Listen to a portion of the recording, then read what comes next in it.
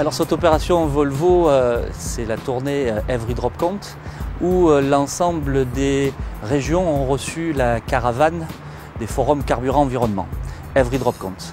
L'objectif de ces forums est de faire participer nos clients sur nos sites pour leur montrer et leur expliquer le fonctionnement de la technologie Volvo, comment ils peuvent optimiser, réduire, diminuer, mesurer, contrôler la consommation de leur véhicule et que peut leur apporter Volvo dans cet accompagnement de suivi du poste carburant et de la consommation du véhicule. Si on prend le taux moyen d'arrêt et qu'on le multiplie à peu près par 5, voilà à peu près... Alors, en 2 mots, l'organisation est relativement simple. Le matin, une présentation en salle du contexte dans lequel évolue le monde du transport et particulièrement les contraintes environnementales et réglementaires, un rappel de la technologie Volvo, et puis un focus particulier sur Dynafleet, qui est la solution d'informatique embarquée et de gestion de l'information de Volvo,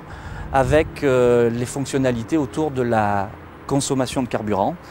Et puis l'après-midi, possibilité de mettre en pratique dans des camions Volvo avec toute la technologie embarquée, de ce qui a été présenté le matin côté plus théorique, donc notamment des fonctionnalités que sont l'iRoll, la roue libre contrôlée Volvo, qui permet au travers de l'inertie du véhicule de faire avancer le véhicule avec une consommation de 2 à 3 litres au 100, là où on sait qu'un 40 tonnes ou 44 tonnes aujourd'hui consomme entre 28 et 34 litres pour des véhicules routiers.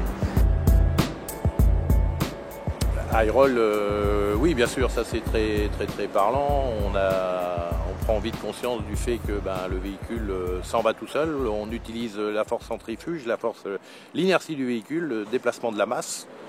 Donc c'est quelque chose d'assez simple à utiliser. Le Volvo a un bon son à barrer. Par rapport à un Mercedes, on a l'impression que... Le deuxième focus qui est fait dans le véhicule, c'est l'utilisation du ralentisseur Volvo, le VEB et aujourd'hui le VEB+, pour limiter les coups de frein, pour avoir une conduite fluide, sécuritaire et économe, et surtout éviter la relance du moteur à chaque coup de frein. Eh bien, on sait qu'on ralentit et il faut donc de l'énergie et donc du carburant pour relancer le véhicule.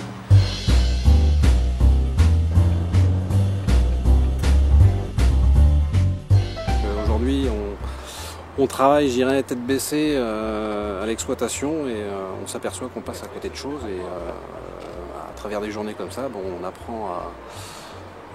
On découvre ce qui peut être mis à notre service, quoi. Travailler autrement, quoi.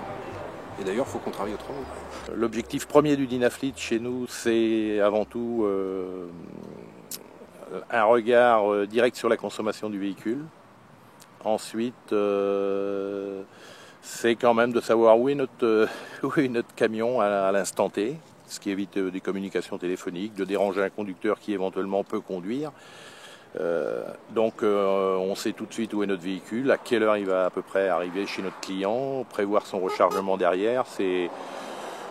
C'est une souplesse sans interroger constamment le conducteur qui, lui, quand on lui demande de façon verbale, a toujours l'impression d'être en retard, alors que là, en fin de compte, c'est pas toujours le message qu'on veut lui faire passer. C'est sûr que plus vite il est rendu chez notre client, mieux c'est.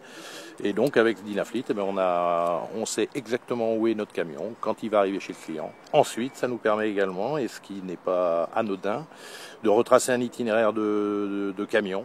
Et donc on sait que par tel et tel itinéraire il a consommé tant, donc on peut en refaire un autre et voir à quel endroit de l'itinéraire il a consommé plus et de tel point à tel point est-ce qu'il est cette zone est peut-être énergivore et donc après c'est des analyses un peu plus poussées.